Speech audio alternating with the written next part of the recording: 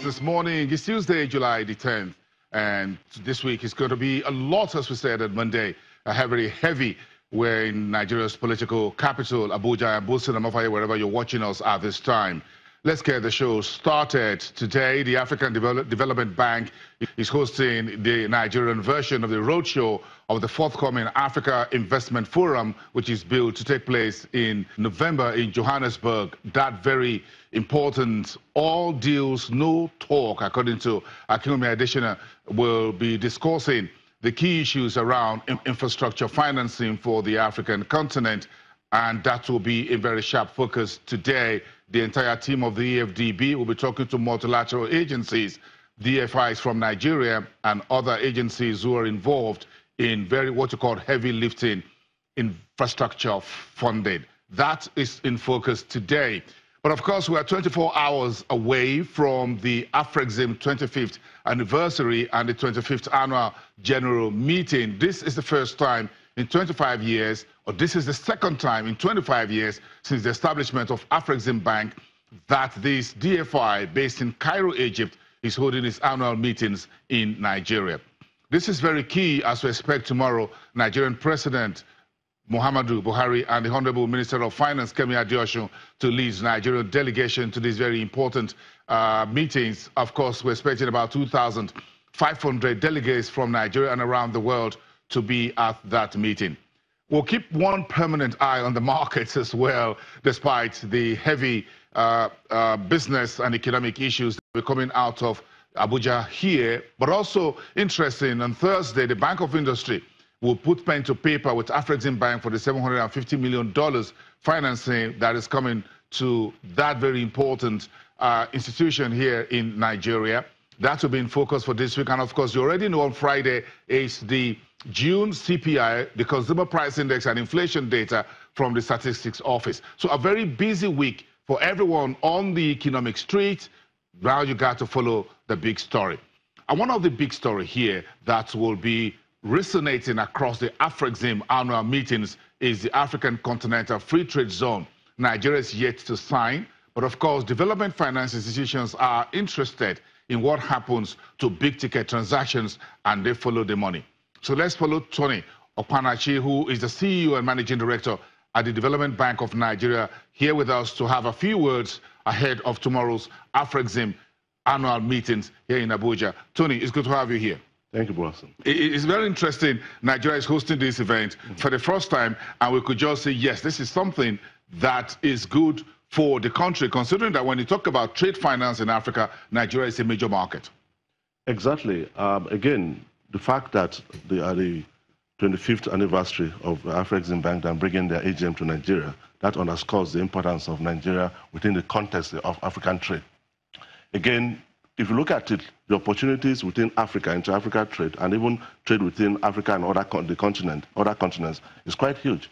So coming in at this time, where Nigerian businesses also looking for access to foreign markets, is a very important time for us. Yes, when we talk about AFREXIM or the African Development Bank, these are DFIs, and your institution, the Development Bank of Nigeria, is also a DFI. So this is a week in which all of you will get busy to discuss the big issues around infrastructure, basic infrastructure, agri infrastructure, MSMEs funding. What are the key things that your bank, your DFI, will be looking into one, today, the AFDB, Africa Investment Forum, and from tomorrow till the rest of the week, the AFREXIM annual meetings? Now, for us, on two sides. First are the infrastructure, like you said, overall industrialization of Africa. That's the team that has been running along, and we want to see how that gets moved forward. So discussing with the African the Investment Forum, we're going to look at a lot of such projects. Now, looking at projects specifically that will lead to this infrastructural development we're talking about, which is the bedrock to be able to build the economy of most African countries. So that's a good one. And several DFIs, like you know, they're going to be demonstrating specifically those projects that are being financed and the impact they're going to make. So that's on the African Development Bank side. On the AFREXIM Bank side, again, a lot of business within Africa, but they are all within the local setup. They are not able to export to other countries. So coming in of AFREXIM to Nigeria, bringing all other African countries in, creates the opportunity for businesses to be able to know that opportunities are out there for them to export their goods. For the Development Bank of Nigeria in particular, where we focus on micro, small, and medium enterprises, one of the challenges also face is access to other markets for their products. So this will be a good opportunity to see first, apart from getting funding locally, they can also get lines, straight lines from this AFREXIM Bank and other DFIs outside there. Secondly, they're also able to get markets for their products, and that encourages them to be able to produce and then meet standards for international markets. As a CEO, what would you like to hear from either EFDB or the AFREXIM Bank in terms of, in particular, AFREXIM, when it comes to trade finance? What do you think are the key problems for our own market in terms of getting the exposure into the global marketplace when we talk about sub-Saharan Africa? Well, I think, to me, what I'll be looking out for first and foremost, is how much lines are also going to create for most banks, because most banks are the intermediaries. I know that after the local banks. The local banks, yes, the local banks. I know that they've already created about 800 million lines for bank, and more of them are going to go on. We're going to see how much lines are going to. They are going to take feedback from bank. How come they are not using these lines? What else do they need to do to ensure that they are able to have access to this and create opportunity for these businesses to access the funds to be able to export and also import? So I'm going to like to hear that coming from AFREXIM Bank. In terms of best practices, I'm sure we're talking about infrastructure, and logistics is a problem, and we know that in Nigeria here. Do you think we have issues to do with tariffs, or what you call the common tariff if we talk about West Africa? Are there some of these issues that are coming through from the MSMEs or the banks that intermediate or from your bank to the end users within the Nigerian space? So for now, most of the MSMEs in Nigeria usually are focused locally. And what we want to encourage them to say, you have the West African market, you have the African market, you can look beyond that.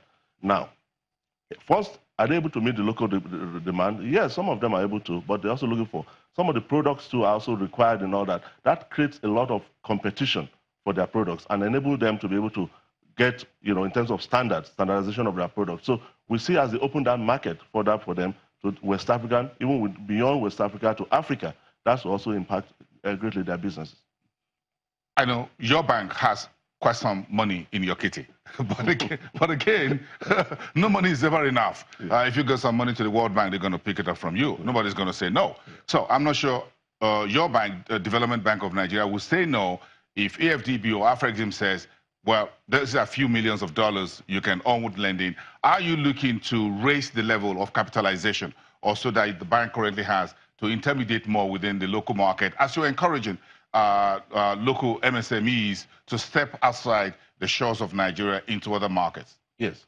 Currently, African Development Bank itself, apart from providing equity for Development Bank of Nigeria, they also provided debt for us. So we have both sides from them. From African Development Bank alone, almost $500 million has been provided for DBN. So as we deploy them to finance these businesses, or these small businesses, we ensure that by the time we're able to go back, good use of the funds, we'll be able to access them more. Again, for the AFREXIM Bank itself, for this small business, like I said, access to such funding for their business to be able to do exports is quite key. Now we're hosting this major event. Give us your thoughts about this new AFCFTA. Well, I think the idea is quite good because it's going to create market across Africa, make Africa one of the biggest free trading zones. That's the idea, and I believe for businesses to be able to trade within Africa a lot. That's the idea. I know Nigeria is still studying it, trying to find out how it will really benefit Nigeria. There are some concerns about whether Nigeria will become a dumping ground or that, but all those issues are being discussed, and I'm sure by the time these are cleared, then of course we'll be able to see the benefits for Nigeria. Do you believe in intra-Africa trade? Of course, I believe in intra-Africa trade because that is the starting point for any trade. Because first and foremost, the goods we produce within Africa, right? We have huge consumption base in Africa that can utilize such goods. So why don't you start from your immediate environment before you begin to talk about going across continent? And the more you are able to do, you'll be able to create, like I always say, create the standard and able to be able to compete even beyond Africa. So if you have a huge market within Africa, you increase the inter-Africa trade, of course, that will lead to greater diversification of the economy of Africa itself. I got one final question for you. What do you think is the greatest problem or impediment or challenge to intra-Africa trade? Well, is it cash? Is it infrastructure? Is it logistics? What is it? Well, different countries are at different levels of development. So sometimes logistics is a problem. Sometimes there are still some tariffs that you need to, barriers that you need to get around. Some things that some country-specific regulations that has not enabled free flow of this trade. So some of these things are to be addressed to be able to get the right impact. Very interesting. Tony Okpanachi, we thank you very much for speaking with us here. As we all get ready for what's going to be an interesting day today, Tuesday, with the FDB, and from tomorrow, the AFREXIM Bank. Looking forward to see you at one of those sessions and maybe get to hear more from what you have in mind with those two institutions. That's Tony Okpanachi, who is the Managing Director and Chief Executive Officer at the Development Bank of Nigeria.